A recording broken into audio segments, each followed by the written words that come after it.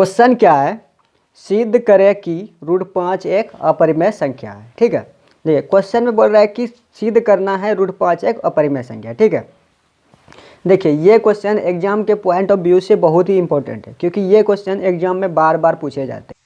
तो देखिए हम लोग किसी संख्या को अपरिमेय संख्या प्रूव नहीं कर सकते हैं, तो क्या करेंगे हम लोग, सबसे पहले उस संख्या को, परिमेय संख्या का जितना भी कंडीशन होता है उस कंडीशन को फुलफिल कराने का प्रयास करेंगे। अगर वह संख्या, परिमेय संख्या का जितना भी कंडीशन होता है, अगर फुलफिल कर लेता है तो वो परिमेय संख्या होगा। अगर उसमें से किसी एक कंडीशन को भी फॉलो नहीं करेगा तो वह संख्या अपरिमेय संख्या हो जाएगा। ठीक है, तो यहाँ हम लोग क्या करेंगे कि √5 को पहले परिमेय संख्या मान लेंगे। ठीक है, तो सबसे पहले हम लोग क्या लिखेंगे, यहाँ हल लिख लेंगे और उसके बाद फिर क्या करेंगे, माना कि √5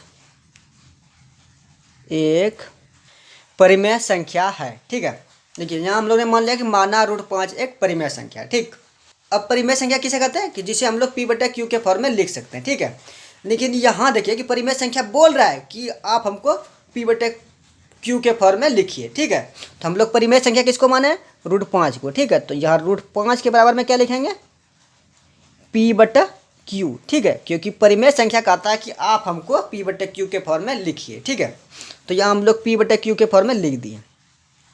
लेकिन जहाँ कंडीशन क्या है कि जो P और Q है वह दोनों सअभाज्य संख्या है। ठीक है, तथा ये Q 0 के बराबर नहीं है, ये कंडीशन है।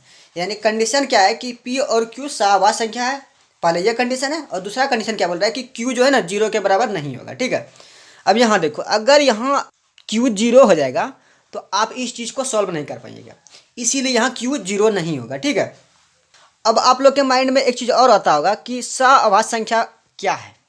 तो देखिए सअभाज्य संख्या क्या है कि वैसी संख्या जिसमें एक के अतिरिक्त एक भी उभयनिष्ठ गुणनखंड ना हो। ठीक है, उसे सअभाज्य संख्या कहते हैं। जैसे देखो, जैसे मान के चलो यहाँ देखो 4/12 है। ठीक है, तो देखिए जब 4/12 को सिंप्लीफाई करोगे तो क्या मिलेगा, 1/3 मिलेगा। ठीक है, अब इन दोनों में देखो कि कोई एक के अतिरिक्त कोई उभयनिष्ठ गुणनखंड है नहीं ना, यानी एक के अतिरिक्त इन दोनों में कोई उभयनिष्ठ गुणनखंड नहीं है, तो इसी को बोला जाता है सअभाज्य संख्या। ठीक, अब यहाँ आगे देखो क्या करेंगे, यहाँ दोनों तरफ वर्ग करने पर, यहाँ क्या लिखे, दोनों तरफ वर्ग करने पर। तो चलो हम लोग दोनों तरफ वर्ग करते हैं। तो यहाँ की इधर क्या है, लेफ्ट हैंड साइड में √5 है तो √5 का वर्ग कर देंगे, और राइट हैंड साइड में क्या है, P/Q है तो P/Q का वर्ग कर देंगे। ठीक, अब यहाँ देखो, यहाँ क्या है, स्क्वायर है और रूट है, तो स्क्वायर रूट कैंसिल हो जाएगा, तो इधर लेफ्ट हैंड साइड में क्या बच जाएगा, 5 बच जाएगा।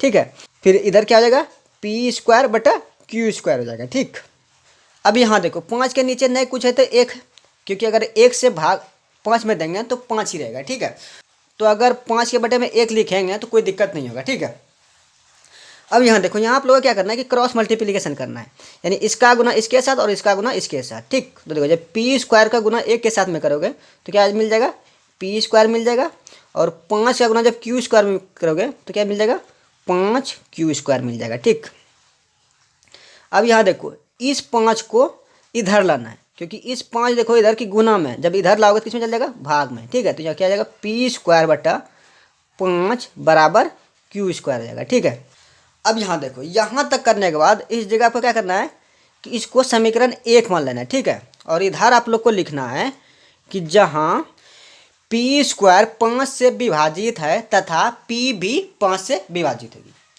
अब देखो इसको समझो, यानी यह क्या कर रहा है कि जो P² है ना वो 5 से विभाजित है और P भी 5 से विभाजित होगा। अब यहाँ देखो, कहने का मतलब, अगर यहाँ देखो कि अगर 625 5 से विभाजित है तो 625 यानी 25 का स्क्वायर 625 होता है ना, 25 का स्क्वायर 625। देखो 25 का स्क्वायर जब 5 से विभाजित है तो स्वाभाविक सी बात है कि 25 भी 5 से विभाजित होगी। ठीक है, यानी इसी चीज़ के बेस पे यहाँ मैंने लिखा कि जब P² 5 से विभाजित है तो ठीक उसी तरह P भी 5 से विभाजित होगी। ठीक है, इस चीज़ को लिखने के बाद ये इसको समीकरण 1 मान लेना है। ठीक है, अब आगे देखो, आगे आप लोगों को क्या लिखना है, अब P बराबर 5m रखने पर, देखो यहाँ अब क्या करना है कि P बराबर 5m रखना है। ठीक है, देखो यहाँ मैं √5 को एक परिमेय संख्या दिखाने जा रहा हूँ, तो इसीलिए यहाँ p बराबर 5m रख रहा हूँ। अगर √5 के जगह पे √3 रहता तो इस जगह आप लोग को क्या लिखना है, p बराबर 3m। या फिर अगर आप √2 को एक अपरिमेय संख्या सिद्ध करने के लिए जा रहे हैं तो इस जगह आप लोग को लिखना है कि p बराबर 2m रखने पर, यानी कहने का मतलब आप जिस भी संख्या को अपरिमेय संख्या दिखाने जा रहे हैं उसी संख्या को इस जगह रखना है, ठीक है। यहाँ मैं √5 को दिखाने जा रहा हूँ तो यहाँ मैंने p बराबर 5m रखा, ठीक है। अब देखो इस p का मान समीकरण 1 में रखना है, तो यहाँ क्या लिखेंगे हम लोग, समीकरण 1 में p का मान रखने पर ये लिख दिया। अब समीकरण 1 क्या है हम लोग के पास, p²/5 बराबर q², ये ना समीकरण 1। और p के प्लेस पे क्या रखना है, 5m।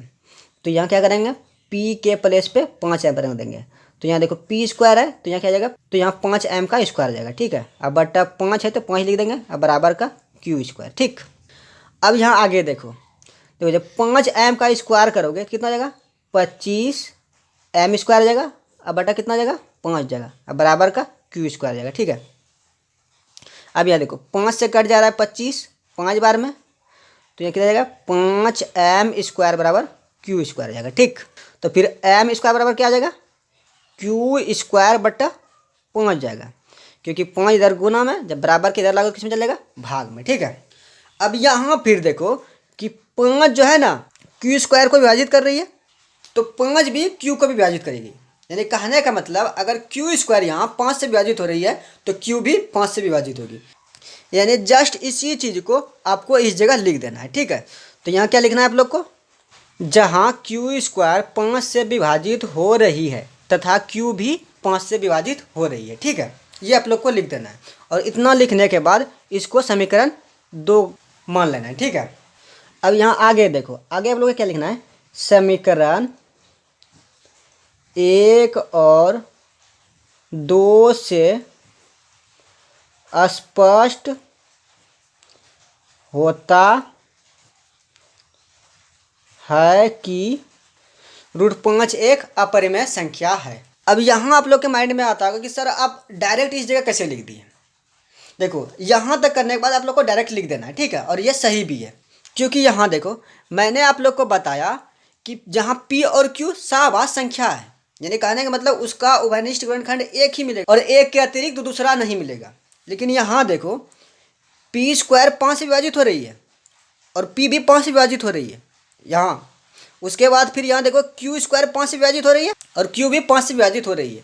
लेकिन यहाँ देखो यहाँ एक के अतिरिक्त और भी गुणनखंड आ गया, तो इसीलिए ये चीज़ जो हम लोगों ने माना ये परिमेय संख्या के कंडीशन को फुलफिल नहीं कर रहा है, तो इसीलिए यह एक अपरिमेय संख्या आ गया, ठीक है।